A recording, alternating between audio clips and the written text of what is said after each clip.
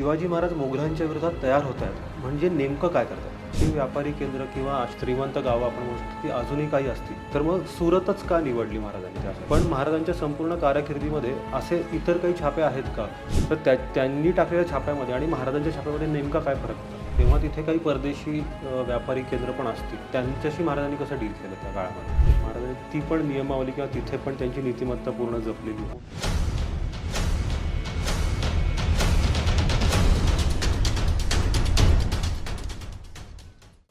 नमस्कार. वी कॅन्डिडच्या शिवरायांचे कैसे वागणे या पॉडकास्ट सिरीजमध्ये आपल्या सगळ्यांचं स्वागत आहे. मागच्या एपिसोडमध्ये आपण छत्रपती शिवाजी महाराजांनी पुण्याच्या लाल महालामध्ये शाहिस्तेखानावर टाकलेला छापा हे प्रकरण पाहिलं होतं. त्या एपिसोडच्या शेवटी मी म्हणालो होतो की शिवाजी महाराज मोघलांच्या विरोधात तयार होत आहेत. तर आजच्या या एपिसोडमध्ये आपण शिवाजी महाराज नक्की काय तयारी करतायत हे आपण पाहणार आहोत. या एपिसोडमध्ये आपल्यासोबत आहेत प्रसाद तारे सर. नमस्कार सर, आम्हाला सांगा की शिवाजी महाराज मोगलांच्या विरोधात तयार होत आहेत म्हणजे नेमकं काय करतात? शाहिस्तेखानाच्या छाप्यानंतर महाराज मोगलांच्या विरोधात तयारी करतायत ती विविध प्रकारांनी करतायत. अच्छा. म्हणजे एक तर आहे की महाराज आपले मनुष्यबळ वाढवत आहेत, ज्याला आपण नवी रिक्रुटमेंट म्हणतो. कारण महाराजांचा हा वाढता पराक्रम पाहून तरुण पिढी त्यांना फार मोठ्या प्रमाणावर सामील होती. बरं. अनुभवी लोकही येत आहेत आणि तरुण पिढी पण स्वराज्यात महाराजांच्या चाकरीमध्ये दाखल होती. अच्छा. योद्धे म्हणून, सरदार म्हणून विविध प्रकारांनी ते सैन्यामध्ये दाखल होत आहेत. दुसरं आहे आर्थिक पद्धतीनं. म्हणजे स्वराज्याला पहिल्यापासून ज्याला आपण पब्लिक रेव्हेन्यू म्हणतो किंवा स्टेट ट्रेजरी, खजिना, स्वराज्य हे शून्यातनं निर्माण झाले असल्यामुळे आधीचा पारंपरिक खजिना जो स्वराज्याकडे असायला हवा, वर्षानुवर्ष साठवलेला, तो नाही आहे. त्यामुळे मोठी कामं करायची आहेत तर खजिना हवा, संपत्ती हवी, ती वाढवणं हाही महाराज त्याच्यासाठी प्रयत्नात आहेत. आणि तिसरं आहे की इन्फ्रास्ट्रक्चर तयार करतायत. म्हणजे विशेषतः पश्चिम समुद्र किनारपट्टी जी आहे त्याच्यावरनं परकीय आक्रमण होत आहेत. परकीय शत्रू जे येत आहेत ते सगळे समुद्रातनं येत आहेत. मग त्यात फ्रेंच आहेत, डच आहेत, पोर्तुगीज आहेत, इंग्रज आहेत, सिद्धी आहेत, अबिसिनियन्स आहेत. त्यामुळे त्यांच्या विरोधात ज्याला आपण नेव्ही म्हणू, आरमार, ते उभं करणं आणि त्या आरमारासाठी लष्करी तळ उभारणं, नाविक तळ ज्याला म्हणू आपण, म्हणजे किल्ले उभं करणं समुद्र किनारपट्टीवर, हेही महाराज करतायत. म्हणजे अशा 3 प्रकारांनी महाराज प्रयत्न करतायत मोगलांच्या मोठ्या लढ्याविरोधात. अच्छा. तुम्ही आता म्हणालात की आर्थिक तयारी पण महाराज करतायत. मग महाराजांनी सुरतेवर जो छापा टाकला होता तो याच तयारीचा एक भाग होता असं आपण म्हणू शकतो का? बरोबर. सुरतेवर जो छापा टाकलाय तो महाराज स्वराज्याची आर्थिक ताकद वाढवण्यासाठी टाकलेला आहे. बरोबर. पण मग मला असं विचारायचं आहे की मग महाराजांनी सुरतेवरच का छापा टाकला किंवा मग म्हणजे त्या छाप्यामागे काय काय कारणं होती? सुरतेवर छापा टाकण्याचे महाराजांचे 2 उद्देश आहेत. एक अर्थातच त्यातला तो नुकसान भरपाई किंवा आर्थिक पद्धतीचा आहे. म्हणजे असं की सुरतेवर छापा टाकण्याआधी 3 वर्ष शाहिस्तेखान पुण्यामध्ये राहून स्वराज्याची नासाडी करतोय. त्याची नुकसान भरपाई एक प्रकारे महाराजांना करायची. हा एक पहिला त्याचं कारण आहे. दुसरं असं की येणाऱ्या काळामध्ये मोगलांचा पुन्हा आक्रमण होणार आहे. त्यासाठी पण महाराजांना आपली आर्थिक ताकद वाढवायची आहे. आणि दुसरं त्याचं कारण महत्वाचं असं आहे की औरंगजेबाला आणि मोगलांना त्यातनं आव्हान द्यायचं आहे. की चॅलेंज ज्याला असं म्हणायचं आहे की तुमच्या व्यापारी केंद्रावर आम्ही हल्ला केला आणि एक प्रकारे तुम्हाला आम्ही आव्हान दिला. हाही उद्देश महाराजांचा सुरतेच्या छाप्यामागे आहे. अच्छा. नाही, पण मग अशी व्यापारी केंद्र किंवा अशी त्यांची श्रीमंत गावं आपण म्हणू शकतो ती अजूनही काही असतील तर मग सुरतच का निवडली महाराजांनी त्यासाठी? सुरत निवडण्याचं कारण असं आहे की सुरत एकतर फार मोठं व्यापारी केंद्र आहे मोगलांचं. म्हणजे भारतामध्ये जी व्यापारी केंद्र, मोगलांची व्यापारी शहरं आहेत त्यातलं एक शहर म्हणजे सुरत आहे. सुरत हे बंदरही आहे. आंतरराष्ट्रीय नकाशावरती, ज्याला इंटरनॅशनल ट्रेड मॅप म्हणू, त्याच्यावरती सुरतेला स्थान आहे, दबदबा आहे सुरतेचा. आणि राजधानी दिल्ली खालोखाल मोगलांची जी काही महत्वाची शहरं आहेत त्यात सुरतेचा स्थान अग्रक्रमाने आहे. म्हणजे सुरत एक प्रकारे आर्थिक राजधानी आहे त्या मोगलांच्या राज्याची. हेही त्याच्या मागचं कारण आहे. आणि या दुसरं कारण असं आहे की सुरतेमध्ये प्रचंड मोठ्या प्रमाणावर परकीय व्यापारी पण आहेत आणि देशी व्यापारी पण आहेत. अच्छा. आणि वेगवेगळ्या ठिकाणावरून तिथे व्यापार चालतोय देशांतर्गत. पाटणा आहे, नंतर विजापूर आहे, गोवळकोंडा आहे, लाहोर आहे, काश्मीर आहे, मलबार आहे. इथून भारताच्या आतल्या आत अनेक व्यापारी हे सुरतेच्या माध्यमातून व्यापार करतात. म्हणजे प्रमुख केंद्र असल्यासारखं आहे ते. हा, प्रमुख केंद्र असल्यासारखं आहे. आणि इतकंच नाही तर परकीय व्यापारी सुद्धा अच्छा. तिथे येत आहेत. मग त्या डच आहेत, फ्रेंच आहेत, पोर्तुगीज आहेत, रोमन आहेत, ज्याला युनानी म्हणतो आपण, ते आहेत, चिनी व्यापारी आहेत, बर, आफ्रिकन आहेत, असे अरेबियन आहेत. अच्छा. अशा विविध परदेशातले व्यापारी सुद्धा तिथे आहेत. तिथली भरभराट आणि तिथला व्यापार पाहून डच आणि इंग्रजांनी तर तिथे कायमस्वरूपी वखारी म्हणजे गोडाऊन्स अच्छा. कम ट्रेड सेंटर्स ही स्थापन केलेली आहेत. बर. फॅक्टरीज ज्याला म्हणू आपण, त्या काळात ते फॅक्टरीज म्हणतात. त्यांची म्हणजे परदेशी लोकांची व्यापारी केंद्र सुद्धा, कार्यालय सुद्धा ही सुरतेमध्ये आहेत. म्हणजे आता जे आपण बोलतोय की सुरत हे एक तसं समृद्ध गाव होतं आणि म्हणून ती शाहिस्ते खानाने 3 वर्षात केलेली नुकसान भरपाई भरून काढण्यासाठी महाराजांनी सुरतेवरती छापा टाकला होता. पण महाराजांच्या संपूर्ण कारकिर्दीमध्ये असे इतर काही छापे आहेत का? कारण तसं बघितलं तर फक्त सगळ्यांना सुरतेवरचा छापाच माहिती आहे. पण अशा प्रकारची स्ट्रॅटेजी महाराजांनी दुसरीकडे कधी वापरली आहे का? महाराजांनी अगदी सुरुवातीच्या काळात मोगलांच्या ताब्यातील नगरवर, म्हणजे ज्याला आपण आता अहिल्यानगर म्हणतो आणि त्यावेळेला त्याचं नाव अहमदनगर आहे, त्या अहमदनगरवर छापा टाकलाय. अच्छा. आणि त्यावेळेला योगायोगानं औरंगजेब हा दक्षिणेचा सुभेदार आहे मोगलांचा. बर. त्यामुळे त्याचा संताप अनावर झाला होता. त्याच्याच कारकिर्दीत तो छापा टाकलेला आहे. अच्छा. पुढे मोगलांच्या अनेक शहरांवर महाराजांनी छापे टाकलेत. मग त्यात कारंजा आहे, लाड कारंजा, बहादूरपूर आहे, बर. बरवळ येते, अच्छा. नंतर नंदराबाद आहे. ओके. नंतर दक्षिणेच्या बाजूला जर गेलो तर विजापूरच्या ताब्यात असलेलं कारवार, ह्याच्यावरही महाराजांनी छापा टाकला. कारकिर्दीच्या वेगवेगळ्या टप्प्यावर महाराजांनी वेगवेगळ्या गावांवरती छापे टाकलेले आहेत. अच्छा. मग आता हे जे छापे महाराज टाकत होते, तर आता या छाप्यांमध्ये असा काही तुम्ही फरक आम्हाला सांगू शकाल का? की म्हणजे आता आपल्याला माहिती आहे की निजामशाह, आदिलशाह किंवा मुघल हे जेव्हा छापे टाकायचे तेव्हा तो मुलूक पूर्ण बेचिराग करणे किंवा तिथल्या प्रजेला त्रास देणे हा एक त्यांचा काय पॅटर्न होता आपण असं म्हणू शकतो. तर त्यांनी टाकलेल्या छाप्यामध्ये आणि महाराजांच्या छाप्यामध्ये नेमका काय फरक होता? महाराजांचे छापे टाकण्याचे स्वतःचे असे काही नियम आहेत. बरं. आणि ते नियम महाराज सगळ्या सैन्याला पाळायला लावतात. नियम पाळून महाराज छापे टाकतात. अच्छा. म्हणजे बेचिराग लूट करणं, जशी मोगलांनी आपल्या स्वराज्याची केली, विजापूरकरांनी केली किंवा पोर्तुगीजांनी सुरतेची केली. अच्छा. शिवाजी महाराजांच्या आधी पोर्तुगीजांनी सुरतेवर छापे टाकलेले. बर. गुजरातच्या सुलतानाच्या कारकिर्दीमध्ये पोर्तुगीजांनी जवळजवळ 4 वेळा सुरतेवर छापा टाकलेला. अक्षरशः बेचिराग करून टाकले सुरत त्यांनी.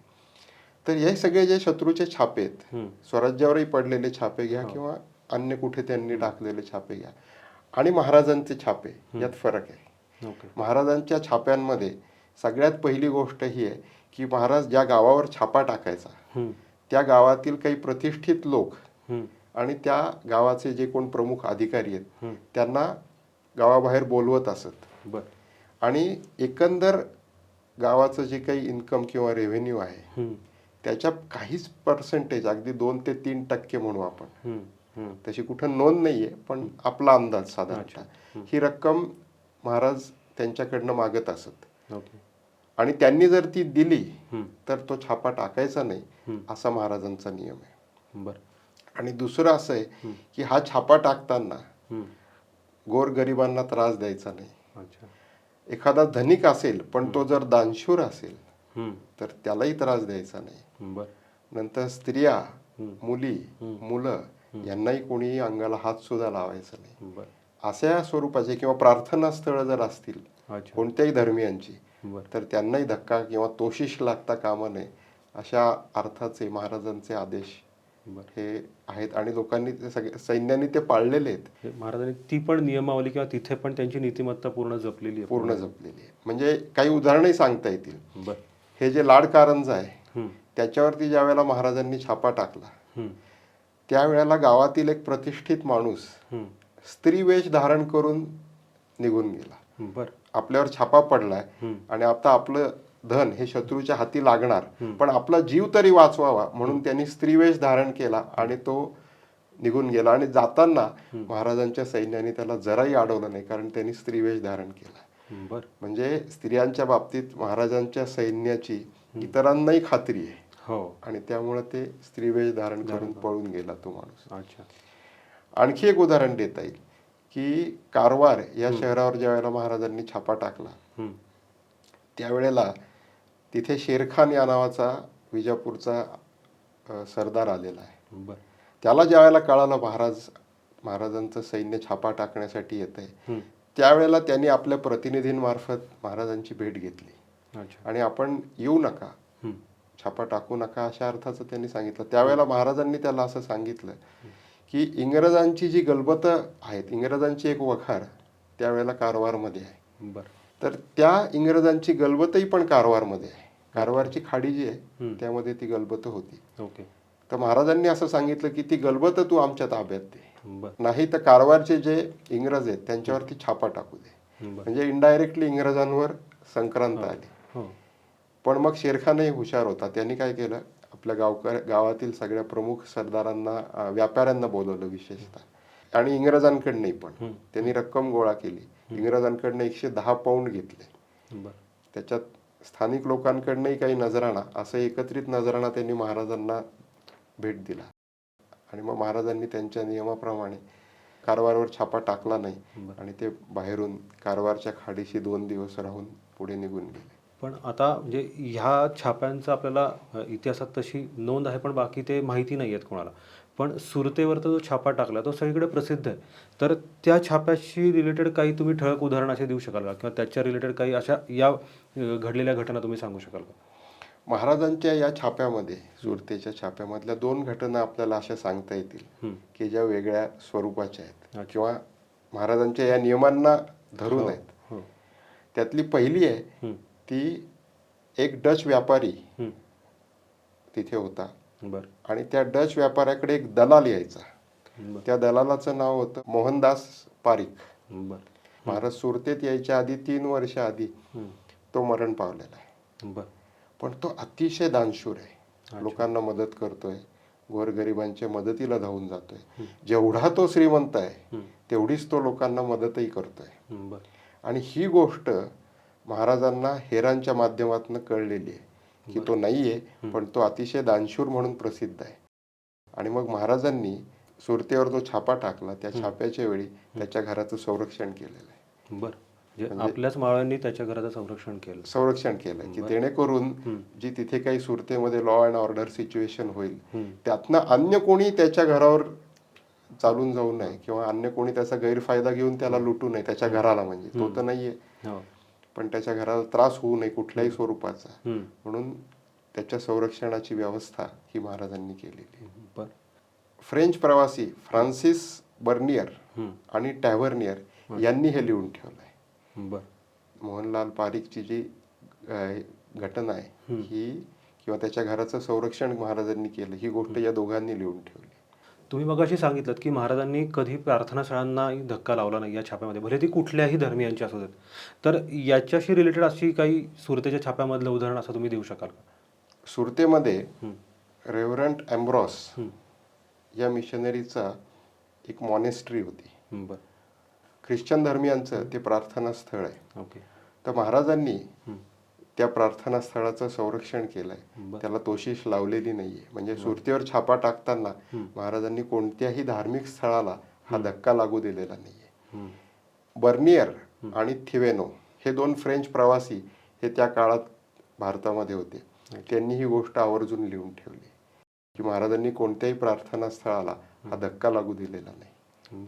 म्हणजे महाराजांचं छापा टाकण्यामधली वैशिष्ट्ये जी आहेत ती ही अशी आहेत की ते घराचं संरक्षण करतायत दानशूर लोकांच्या, ते प्रार्थनास्थळांचं संरक्षण करतायत, ते स्त्रियांच्या चारित्र्याचं संरक्षण करतायत. अशी महाराजांची ही छाप्यामधली, ज्याला आपण नियमावली म्हणू, तशी ती नियमावली आहे.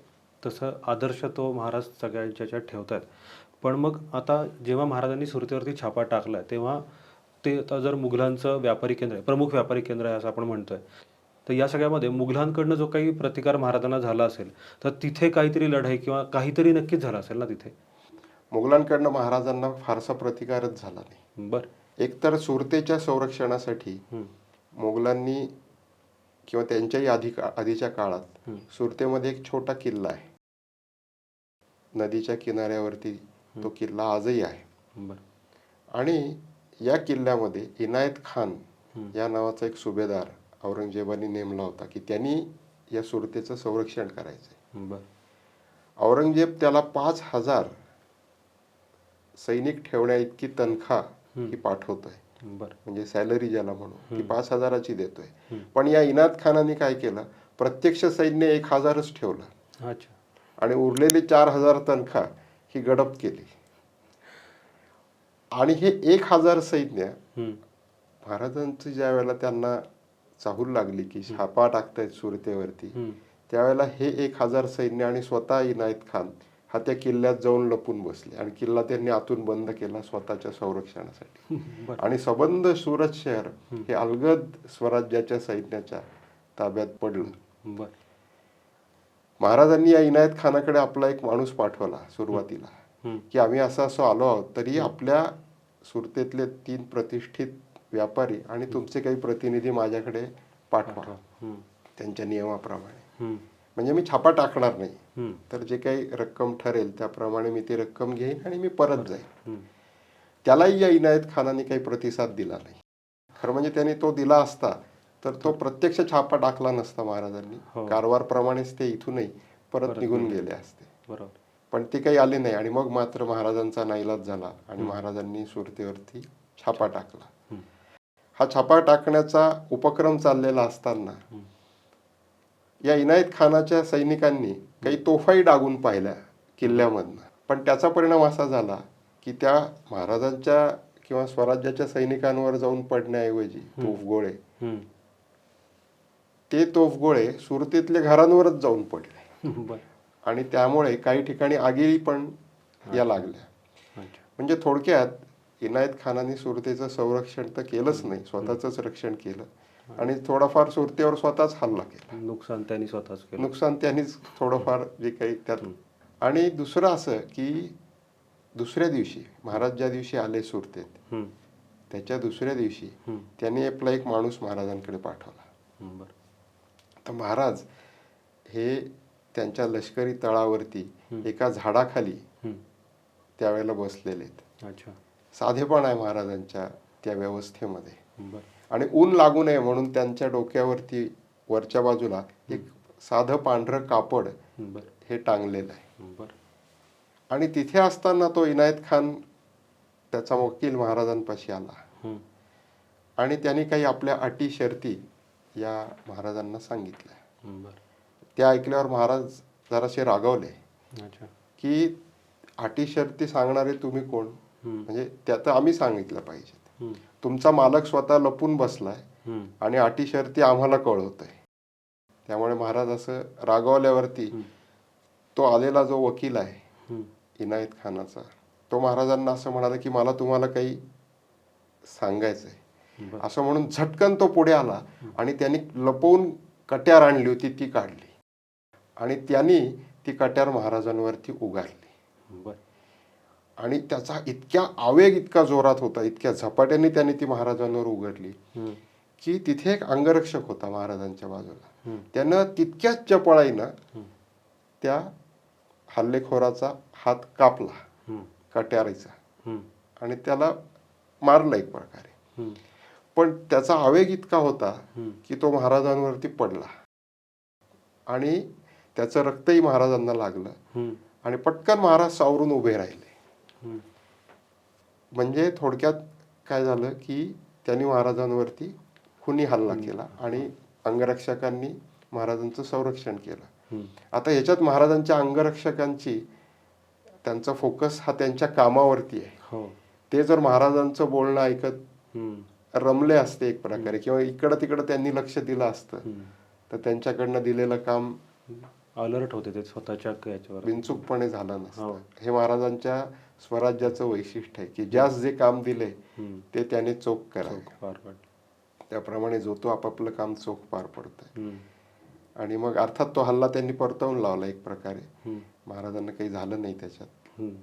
म्हणजे जखमही काही झाली नाही अच्छा. आणि काहीच त्रास नव्हता. महाराज त्यातनं सुखरूप बाहेर पडले. पण मोगलांनी एवढंच काय तो प्रतिकार केला अशा पद्धतीनं. अच्छा. बाकी मोगलांचा प्रतिकार हा असा काहीच घडला नाही. अच्छा. आणि जोवर महाराज सुरतेमध्ये होते हम्म. तोपर्यंत मोगलांकडनं कुठलाही विरोध हा स्वराज्याच्या सैन्याला झालेला नाहीये. बरं. पण स्वराज्याचं सैन्य सुरतेत येण्याच्या थोडं आधी, एक दिवस आधी किंवा त्याच दिवशी, सुरतेत इंग्रजांची व्यापारी वखार आहे. हो. बरं. त्यातल्या 200 इंग्रजांनी हम्म. आणि त्यांच्या देशी सैनिकांनी हम्म. सुरतेतनं रूट मार्च काढलेला आहे. बरं. म्हणजे त्यांनी त्यांची वाद्य वाजवत हम्म. लष्करी रूट मार्च काढत त्यांनी आपल्या शक्तीचं एक प्रकारे प्रदर्शन केलं हम्म. आणि त्यांच्या वखारीचं त्यांनी संरक्षण केलं. अच्छा. म्हणजे परदेशातनं आलेले हे इंग्रज असे वागतात हम्म. आणि त्याच वेळेला इनायत खान मात्र आपलं स्वतःचं कर्तव्य सोडून त्या किल्ल्यात जाऊन लपून बसलाय. हा विरोधाभास इथं दिसून हो. येतो. मोगलांची फौज सुरतेच्या रक्षणासाठी आली, बरं. पण महाराज सुरतेतनं गेल्यानंतर 8 दिवसांनी. अच्छा. ह्याच्यावरनं महाराजांचं गुप्तहेर खातं हम्म. आणि महाराजांची गतिमानता, स्पीड, हम्म. या दोन्हीचाही आपल्याला अंदाज येतो हो. की महाराजांची चपळाई, झपाटा, कामाचा आवाका इतका प्रचंड आहे. हम्म. मोगल सैन्य सुरतेच्या रक्षणाला यायच्या आधी महाराज 8 दिवस पुढे निघून गेलेले आहेत. ते छापा पूर्ण करून त्यांचं कार्य पूर्ण करून ते परत पण निघून गेले. परत पण निघून गेलेले आहेत. म्हणजे यातनं स्वराज्याचे सगळे डिपार्टमेंट्स ही कशी काम करतायत, हो. सिंक्रोनाइज पद्धतीनं, हातात हात घालून, गुप्तहेर खातं आणि संरक्षण खातं हम्म. हे एकमेकांशी कम्युनिकेशन साधते आणि त्याप्रमाणे बरोबर 8 दिवस आधी हे सुरतेतनं निघून गेले. पण तुम्ही मगाशी म्हणालात की सुरत हे एक आंतरराष्ट्रीय व्यापार केंद्र होतं त्या काळचं. तर जेव्हा महाराजांनी छापा टाकला तेव्हा तिथे काही परदेशी व्यापारी केंद्र पण असतील, तर त्यांच्याशी महाराजांचा संबंध आला किंवा त्यांच्याशी महाराजांनी कसं डील केलं त्या काळामध्ये? पहिल्या सुरत स्वारीच्या वेळी इंग्रज आणि डच यांच्या व्यापारी वखारी या सुरतेमध्ये आहेत. बरं. आणि दुसऱ्या स्वारीच्या वेळी फ्रेंचांनी पण आपली व्यापारी वखार तिथे टाकलेली बरं. ॲडिशनली, म्हणजे 3 झाले. अच्छा. तर या सगळ्यांची स्वतःची संरक्षण व्यवस्था आहे. बरं. स्वतःचं सैन्य आहे, स्वतःचा दारुगोळा आहे, छोट्या तोफा आहेत. बरं. आणि त्यांनी सगळ्यांनी असा पवित्रा घेतला हम्म. की जर आमच्यावर छापा पडला हम्म. तरच आम्ही संरक्षणासाठी उभं राहू, अन्यथा आम्ही काही स्वराज्याच्या सैन्याशी लढणार नाही. हम्म. किंवा सुरतेवर ते छापा टाकतायत हम्म. तर मध्ये पडून आम्ही इतरांचं संरक्षण हेही पण काही करणार नाही, अशा पद्धतीचा पवित्रा त्यांनी घेतला. अर्थात तो पवित्रा महाराजांची एकंदर लष्करी ताकद आणि क्षमता पाहून घेतलेला आहे. हो. हो. त्यामुळे महाराजांचा जो दरार आहे, थोडी चकमक झाली नाही असं नाही त्यांच्यात, थोडेफार मराठी सैन्याने हल्ला करून पाहिला, हम्म. त्यांच्यात चकमकही झाली, हम्म. पण अंतिम उद्देश हा तिथे लढाई करणं हा नाहीये. अच्छा. तर होईल तितकी संपत्ती विनासायास कशी गोळा करता येईल हा उद्देश असल्यामुळे महाराजांनी लढाई पूर्णतः टाळून त्या वखारींवर छापा टाकला नाही. तसा तो अवघड नव्हता. वखारींवर छापा टाकणं सहज शक्य होतं, पण महाराजांनी तसं केलं नाही, कारण त्यात लढाई, रक्तपात हाही होण्याची शक्यता आहे आणि तो उद्देश नाहीये. पण याच वेळेला काय घडलं, अँथनी स्मिथ या नावाचा एक इंग्रज हा इंग्रजी व्यापारी वखारीकडे जाताना स्वराज्याच्या सैन्याच्या हाती सापडला. आणि मग त्यांनी त्याला महाराजांकडे आणलं आणि महाराजांनी मग त्याच्याशी काही बोलले, त्याला आपलं प्रतिनिधी म्हणून परत वखारीकडे पाठवलं की तुम्ही अमुक अमुक रक्कम आपल्याला द्या, अशा अर्थाचं बोलणं, नजराणे द्या, अशा अर्थाचं बोलणं केलं. त्यावेळेला महाराज त्याच्याशी जे बोलतायत त्यावेळेला एक वाक्य फार महाराजांचं छान आहे की महाराजांचा सुरत स्वारीचा हेतू सुद्धा त्यातनं आपल्याला दिसून येतो. ते वाक्य असं आहे, मी तुम्हाला वाचून दाखवतो. सुरतेमधील व्यापाऱ्यांचे व इंग्रजांचे व्यक्तिशः नुकसान करण्याचा आपला कोणताही इरादा नाही. बरं. औरंगजेबाने आपल्या मुलखावर हल्ला करून आपली माणसे मारली आहेत. त्यामुळेच ही स्वारी आपल्याला करावी लागत आहे. बरं.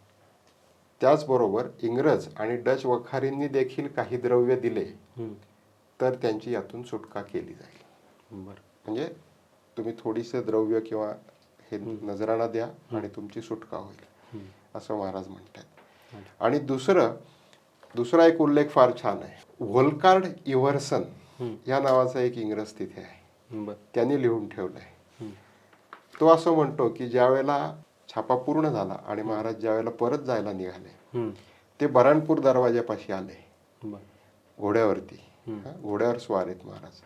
आणि बऱ्हाणपूर दरवाजापाशी क्षणभर आपला घोडा थांबवून सुरतेकडे वळून महाराज असं म्हणाले, सुरत हे शहर श्रीमंत व सुंदर असून त्याची शान व वैभव यांच्यामुळे त्याला बादशहाच्या दाढीचीच उपमा आहे. बरं. औरंगजेबाची ही दाढी ओढण्याची म्हणजे त्याला आव्हान देण्याची अनेक दिवसांची माझी इच्छा आज पूर्ण झाली. अशा अर्थाचे महाराजांनी उद्गार हे काढलेले आहेत. हे त्या युवरसांनी लिहून ठेवलेलं आहे. बरं. म्हणजे अशा पद्धतीने नीतिमत्ता पाळून हा सुरतेवरचा छापा पूर्ण झाला. पण मग ह्याचं पुढे फलित म्हणजे मुघलांकडनं काही तसा महाराजांवरती तसं काही पुढे प्लॅनिंग झालं का मग याच्यात? हा छापा ज्या वेळेला पडला त्यावेळेला औरंगजेब लाहोरहून दिल्लीला चालला होता. बरं. त्याचा मुक्काम हा लाहोरमध्ये होता त्यावेळेला. बरं. तिथून तो दिल्लीला जाताना ही घटना घडली आहे. अच्छा. आणि ह्याच्या आधी एकच वर्ष महाराजांनी शाहिस्ते खानवर छापा टाकलेला आहे. बरं. त्यामुळे शाहिस्ते खानचा छापा आणि सुरतेवरचा छापा ह्याचा विचार करून औरंगजेब आणि मोगल आता महाराजांच्या विरोधात मोठ्या लढाईची ही तयारी करतायत. या एपिसोडमध्ये आपण महाराजांनी नीतिमत्तेने कसे छापे टाकले हे पाहिलं. आणि आत्ता सर म्हणालेत की औरंगजेबानी म्हणजे मुघल सैन्याने महाराजांविरोधात एक मोठी मोहीम उघडायचं ठरवलं.